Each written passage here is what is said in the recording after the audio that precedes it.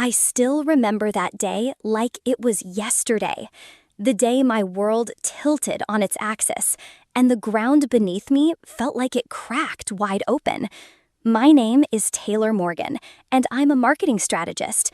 For months, I had poured every ounce of creativity, energy, and strategy into crafting a campaign that I believed would change everything for our biggest client. It was innovative, bold, and meticulously designed to capture attention and drive results. The analytics confirmed it. Engagement soared, brand awareness skyrocketed, and the company's revenue hit new highs. This was my triumph, my proof that hard work pays off. But then came the meeting, the moment that cut deeper than any failure ever could. Sitting in a sleek, glass-walled conference room at our fast-paced advertising agency in the heart of Chicago, I watched as my boss's favored protege, Jenna Lawson, stood in the spotlight. She smiled confidently, soaking in praise and applause for the very campaign I had built from the ground up. Jenna, who had barely contributed beyond attending a few high-level meetings, was celebrated as the creative genius behind it all. Shock, frustration, disbelief. Those were the emotions crashing over me like relentless waves. How could the hard work of countless late nights, strategic pivots, and passionate brainstorming sessions be so easily dismissed? How could someone with far less experience, no real stake in the project, take the credit that was rightfully mine? It wasn't just unfair, it was a gut-wrenching betrayal. That moment left me reeling, questioning everything I thought I knew about merit and recognition. It was a brutal wake-up call to the reality of office politics, favoritism, and the invisible battles fought beneath the polished surface of our industry. If you've ever been overlooked, undervalued, or robbed of your rightful credit, you know exactly what I'm talking about. But that moment wasn't the end of my story. It was the spark that ignited a fire inside me, a determination to fight back, to reclaim my voice, and to expose the truth hiding behind the gloss. This is the story of what happened next, the story of standing up when the odds were stacked against me, and the story of finding strength I never knew I had. I grew up in Cleveland, Ohio, in a working-class family where nothing was handed to me on a silver platter. My parents worked tirelessly. My mom was a nurse, my dad a mechanic, and they instilled in me a deep respect for hard work, honesty, and persistence. From an early age, I learned that success is earned, not given, and that every opportunity must be fought for. Those lessons shaped who I am today, Taylor Morgan, a marketing strategist passionate about creativity and driven by merit. When I landed a role at one of Chicago's top advertising agencies, it felt like a dream come true. The city itself pulses with energy, skyscrapers soaring, streets bustling with ambition, and the agency reflected that same intensity. Known for producing innovative campaigns that captivate audiences nationwide, it was a place where ideas mattered and deadlines were sacred. But beneath the glitz and glamour, I soon discovered a different reality. The agency was rife with favoritism and office politics. Connections mattered more than competence in many cases, and merit-based advancement wasn't always the norm. It was a jungle where the right relationships often opened doors, while genuine talent sometimes got overshadowed or ignored.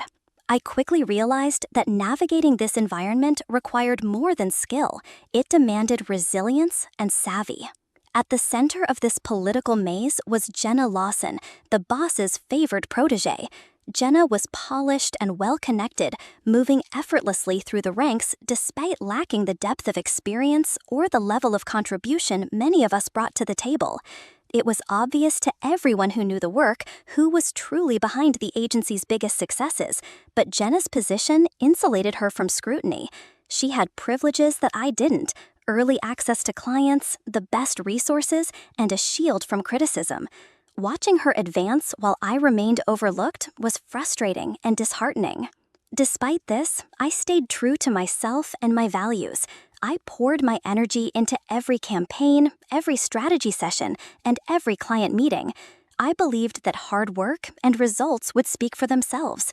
But in a world where politics often drowned out merit, I learned the bitter truth. Sometimes being the best isn't enough. That contrast between Jenna's favored status and my authentic grit created a constant tension. I wasn't just competing for a promotion or recognition.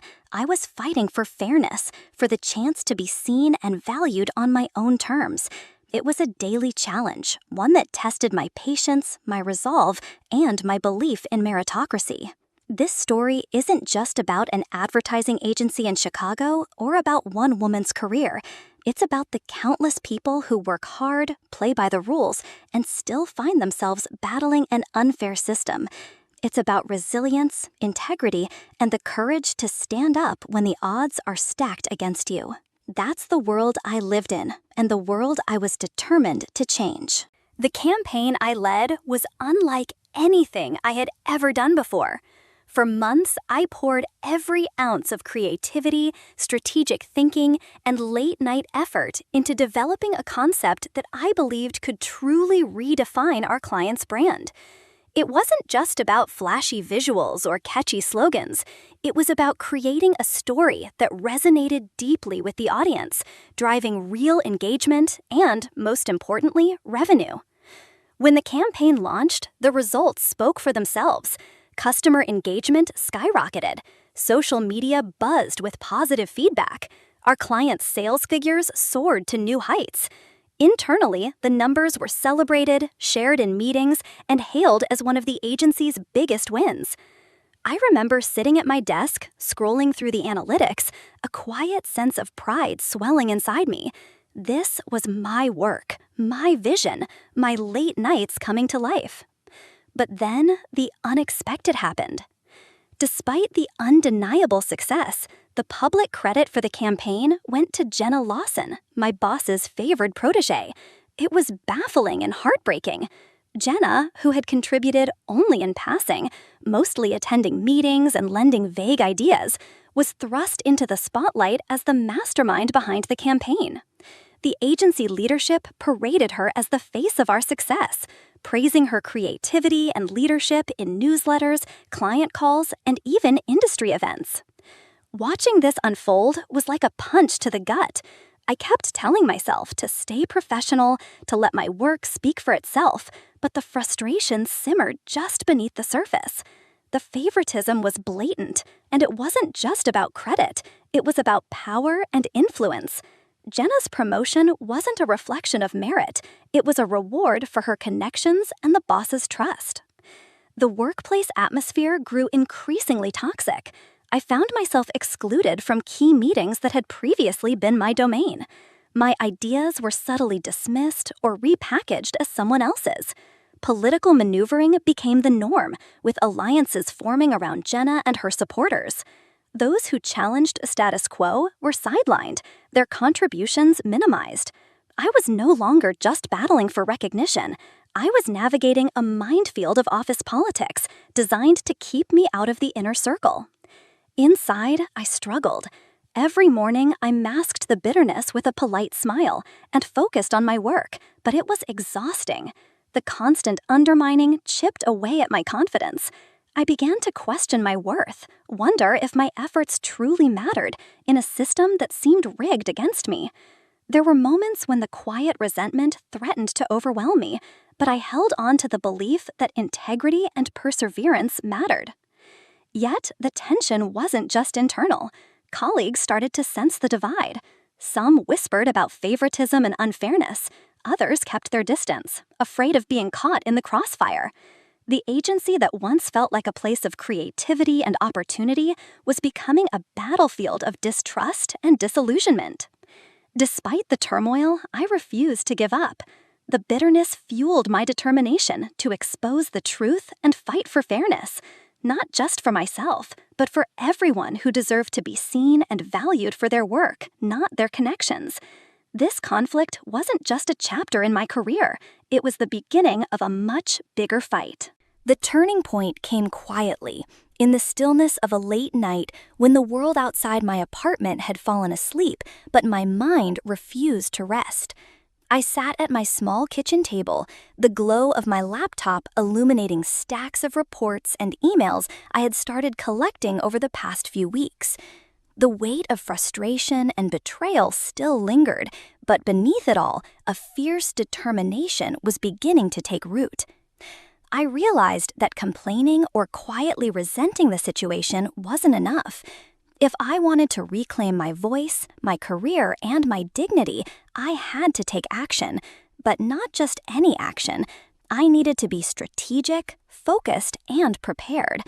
I had to build a case so undeniable that the company couldn't ignore it, no matter how much favoritism or politics tried to sweep it under the rug.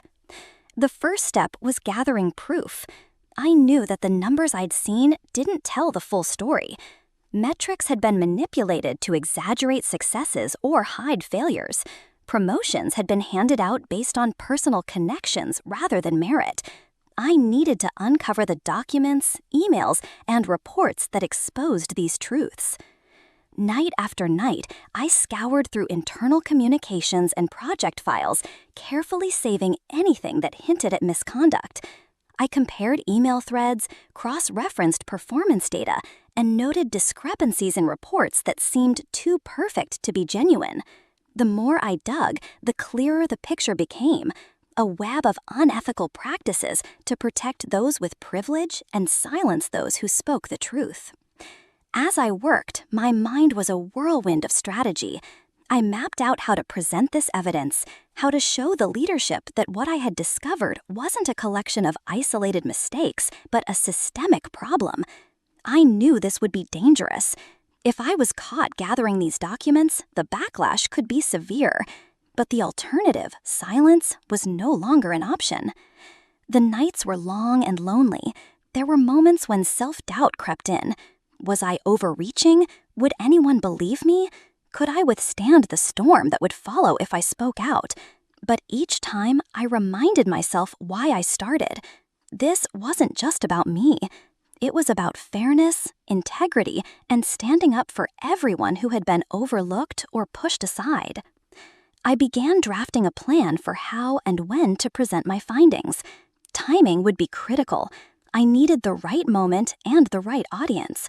I thought about who in leadership might have the courage to listen and who might try to bury the truth. This wasn't just about gathering evidence. It was about carefully choosing my battle. By the time dawn crept through my window, exhaustion tugged at my body, but my resolve was stronger than ever. The path ahead was uncertain and daunting, but I was ready to face it.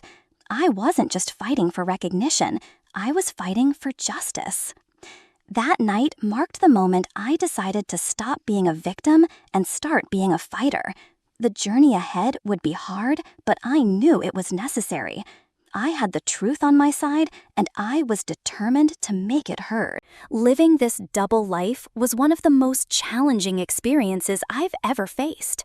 By day, I was the polished, professional marketing strategist who diligently mentored Jenna Lawson, the very protege who was publicly credited with the campaign I had created. By night, I became a silent investigator, secretly gathering the evidence I needed to expose the favoritism and corruption at the heart of our agency. Mentoring Jenna was a bitter irony I had to swallow daily. I guided her through the intricacies of the campaign, patiently explaining strategies and insights I had painstakingly developed. Jenna, however, showed little genuine interest in mastering the details. Her focus was on maintaining appearances and aligning with those in power. I kept my frustration carefully hidden behind a professional smile, knowing that any sign of resentment could jeopardize my mission. Every coaching session felt like a delicate balancing act, providing support while silently reclaiming my own power through evidence collection. The pressure of maintaining this facade weighed heavily on me. My days were filled with meetings, brainstorming sessions, and collaborative work, all under the watchful eyes of colleagues and management. I had to appear fully committed and cooperative, all while secretly scanning emails, archiving suspicious documents, and piecing together proof of manipulated data and unjust promotions. The fear of being discovered lurked constantly in the back of my mind, adding a layer of tension to every interaction. Isolation was another shadow that followed me closely. Friends and family noticed my growing withdrawal, but couldn't understand the full scope of my struggle. I spent countless nights alone in my apartment, poring over files and emails, battling exhaustion and self-doubt. At times, the loneliness felt overwhelming. I questioned whether I was strong enough to carry this burden, whether my efforts would make any difference, and whether I could face the inevitable fallout if the truth came out. Yet, despite these doubts, my resolve never wavered. Each piece of evidence I secured was a step closer to justice. The mounting stress only sharpened my focus. I reminded myself daily why I had embarked on this path: to reclaim my voice, to stand up against unfairness, and to pave the way for a more transparent, merit-based workplace. The duality of my existence, supportive mentor by day, determined whistleblower by night, created a complex emotional landscape. It forced me to confront not only the corruption around me, but also my own fears and limitations. This internal struggle, layered with suspense and tension, shaped the person I was becoming. As I gathered the last pieces of my case, I knew the moment to confront leadership was drawing near. I steeled myself for what was to come, aware that this was only the beginning of a much larger battle. And that battle would test every ounce of strength I had left. The day I finally secured a meeting with Michael Reynolds, the agency's chief operating officer, I felt a mixture of nerves and determination unlike anything I'd experienced before. Michael had a reputation for being principled and fair-minded, someone who valued integrity but was also deeply embedded in the company's complex web of politics. I knew that presenting my evidence to him was a pivotal moment, not just for me, but for the agency's future. Walking into his sleek office, I carried a thick folder containing everything I had painstakingly gathered: emails, altered reports, manipulated user metrics, and clear documentation of nepotistic promotion practices.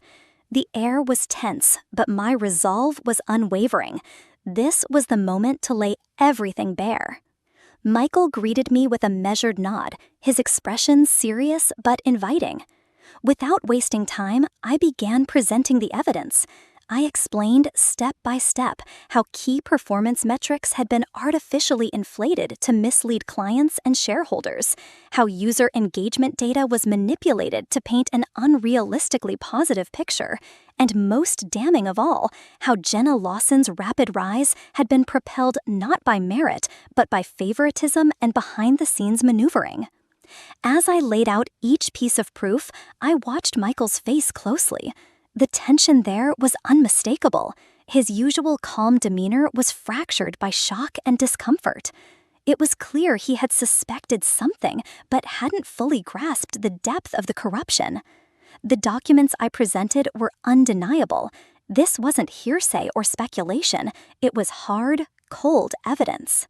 Michael's hands trembled slightly as he adjusted his glasses and flipped through the pages. "This is serious," he finally said, voice low but firm. "If what you've uncovered is true, it shakes the foundation of everything we stand for. Our credibility, our client relationships, even our company's future are at stake." I nodded. "It's more than serious, Michael. It's systemic, and it's been allowed to fester for too long." He sighed deeply, leaning back in his chair as the weight of the situation settled over him. "You understand the position I'm in. The CEO's inner circle holds tremendous influence, and going against them won't be easy. There will be pressure, legal, political, personal, to keep this quiet." "I'm aware," I replied without hesitation, "but silence means complicity. This can't be swept under the rug any longer. The truth needs to come out, no matter the cost." For a moment, the room was silent, except for the faint hum of the city outside. I could see the conflict raging in Michael's eyes, the battle between his ethical convictions and the practical realities of corporate power. Finally, he looked up, meeting my gaze with a mixture of respect and resolve. "Thank you for your courage in bringing this to light. I will initiate a discreet investigation immediately. But, Taylor, be prepared. This is only the beginning. The fallout will be intense, and the path ahead will be treacherous." His words hung heavy in the air as I stood to leave, knowing that I had opened a door that couldn't be closed. The fight for justice was no longer theoretical. It was real and unavoidable.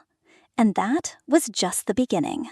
The moment I walked out of Michael Reynolds' office, I felt a tension in the air that was almost electric. The weight of what I had just revealed was settling over the company like a storm cloud ready to burst. Within hours, the calm veneer of our advertising agency shattered. Emergency leadership meetings were convened with a frantic urgency, the kind that sends ripples of fear and uncertainty throughout every floor of the building. Rumors started spreading faster than wildfire. Whispers in the hallways, hushed conversations in conference rooms, and covert glances exchanged across desks became the new norm. Everyone wanted to know who had blown the whistle and how deep the corruption really went. The polished image the agency had worked so hard to maintain was cracking, and no one was sure what the fallout would be. Jenna Lawson, once untouchable, began to show signs of unraveling. The confident, composed woman who had commanded rooms with ease was now visibly rattled. Phone calls behind closed doors became more frequent, and her usual allies started to distance themselves, unwilling to be caught in the crossfire. The protective bubble that had shielded her and her faction was bursting, thread by thread. The atmosphere among my colleagues was a complex mixture of fear, disbelief, and simmering anger. Some were scared, worried that their own roles might be jeopardized if any involvement in the favoritism scandal came to light. Others were in disbelief, struggling to reconcile the agency's polished facade with the ugly truth now unfolding.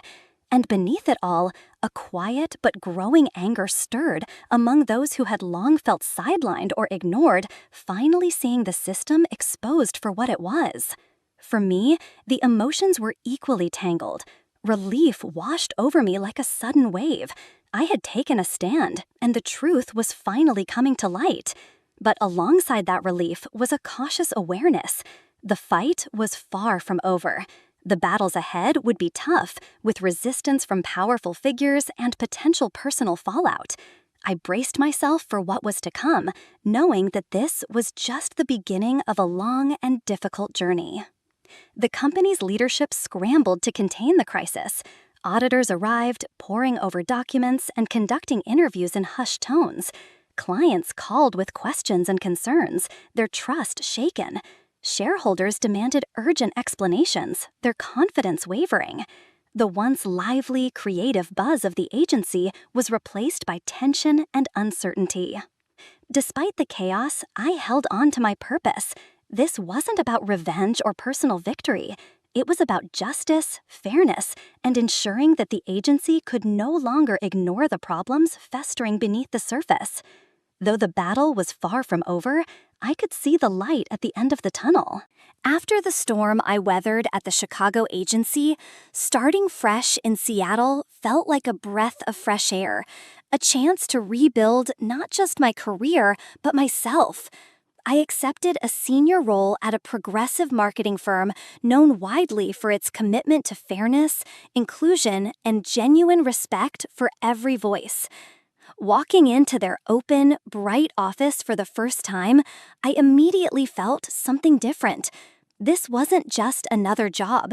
It was an environment where merit mattered, where diversity wasn't just a buzzword, and where my work and my worth were truly valued. Here, I found the professional respect I had long craved. My ideas were welcomed, my expertise recognized, and my contributions celebrated. The leadership encouraged transparency and fostered a culture of support and collaboration that energized me in ways I hadn't realized I was missing. Unlike before, where I constantly felt on edge navigating politics and favoritism, here I could focus fully on creating impactful campaigns that aligned with my values. But as much as my external circumstances improved, I quickly realized that emotional healing was a separate journey. The scars from years of battling unfairness didn't fade overnight. There were still moments of self-doubt and echoes of past betrayals that lingered in quiet moments. I learned to be patient with myself, recognizing that healing isn't linear and that true success involves reclaiming peace of mind as much as earning accolades. One of the most rewarding parts of this new chapter has been mentoring aspiring marketers from underrepresented backgrounds. I see so much of my own struggle and resilience in them, the determination to break barriers and carve out a space where they are seen and heard. Sharing my story, offering guidance, and witnessing their growth has been a source of deep fulfillment. It's more than mentorship. It's a way to transform my past pain into a force for positive change, creating ripples of empowerment that reach far beyond myself. Reflecting on everything, I've come to understand that resilience is complex and multifaceted. It's not just enduring challenges, but growing through them, embracing vulnerability, learning from setbacks, and evolving into a stronger, wiser person. Success is bittersweet. It brings joy and pride, but also carries the weight of the struggles endured to achieve it. My journey has also taught me the importance of grace, the grace to forgive those who wronged me, to move forward without bitterness, and to remain open to new opportunities. Seattle didn't just offer me a new job. It gave me a new beginning, a chance to thrive on my own terms, grounded in integrity and mutual respect. This chapter of my life isn't an end, but a continuation of a lifelong pursuit of authenticity, fairness, and meaningful impact. I look ahead with hope and readiness, knowing that every experience, every hardship has shaped me into who I am today. And while this part of the journey brings peace, the fight for fairness and respect, both for myself and others, continues. Looking back on everything I've been through, I realize that the lessons I've learned aren't just about work or career. They're about life. The hard truth is this: hard work and integrity are absolutely vital, but they're not always enough. What truly makes the difference is the courage to stand up when you see injustice, to raise your voice even when it feels risky or uncomfortable. Without that courage, unfair systems can continue unchecked, and talented people can be overlooked or silenced. I learned that success isn't just about the trophies, promotions, or external validation. True success is about growth through adversity, through setbacks, and through moments when you feel like giving up. Each challenge I faced, every time I felt ignored or dismissed, became an opportunity to develop resilience. It's this growth, this internal evolution, that defines real success. The external achievements are meaningful, yes, but they are only part of the story. Another powerful lesson is the importance of forgiveness and moving forward. Holding on to bitterness and resentment might feel justified, but it can weigh you down and hold you back. Forgiving those who have wronged you is not about excusing their behavior. It's about freeing yourself from the burden of anger so you can heal and focus on the future. Moving forward with grace is one of the most empowering things you can do for your peace of mind. I also discovered that authentic connections are far more valuable than trying to fit into exclusive or toxic circles. It's tempting to think you need to be part of the in-group to succeed, especially in competitive industries. But what sustains you, what truly lifts you up, are the people who see your worth, support you without conditions, and challenge you to be your best self. Building these genuine relationships creates a foundation of strength and encouragement that no office politics can shake. So here's my practical advice to anyone watching this who feels overlooked, undervalued, or uncertain about their path. Advocate for yourself. Don't wait for others to recognize your worth. Stand up, speak out, and make your voice heard. At the same time, build and nurture communities that support and uplift you. Success is rarely a solo journey. It's a collective effort fueled by trust and encouragement. Remember, your value is not defined by a single job title, a paycheck, or someone else's approval. It's rooted in who you are, your character, your perseverance, and your courage. The path ahead may not always be easy, but you don't have to walk it alone. If there's one thing I hope you take away from my story, it's this: your voice matters. Your story matters, and the fight for fairness and respect is worth every step. The journey is ongoing, and I invite you to join me as we continue to stand tall, overcome adversity, and claim the recognition we deserve. Hey everyone, before we wrap up today's story, I want to take a moment to speak directly to you. Yes, you watching right now. Have you ever felt overlooked, dismissed, or treated unfairly at work? Maybe you've worked tirelessly on a project, only to see someone else get the credit. Or perhaps you faced favoritism or bias that made you question your own worth. If any of this resonates with you, I want you to know you are not alone. Your story matters. Sharing your experiences can be a powerful way to heal and connect with others who understand what you're going through. So I invite you to open up in the comments below. Tell me about the challenges you faced, how you handled them, or even if you're still navigating that difficult path. This is a safe space where your voice will be heard and respected. If today's video spoke to you, please consider hitting that like button. It might seem small, but every like helps bring these important, real stories to more people who need to hear them. And if you want to hear more stories like this, stories of personal growth, resilience, and overcoming adversity, make sure to subscribe to the channel. I promise to keep sharing authentic, heartfelt experiences, not just my own, but from people who have faced similar struggles and emerged stronger.